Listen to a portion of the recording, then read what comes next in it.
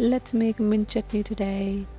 For the mint chutney you need fresh mint, some tomatoes, ginger, and some dates, and lots of green chilies because I love spicy, and some tamarind pulp.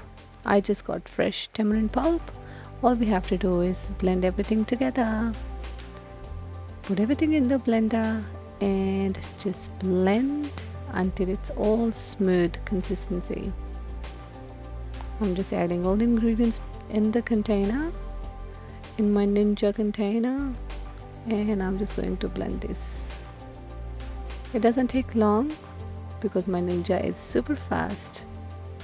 So now the mint chutney is almost ready. Now I'm going to add all my spices. Let's add some salt as per your taste, and you need to add some chili powder. It's all up to you. I like to use some of the garam masala as well, so I'm going to blend everything once more until it's all combined.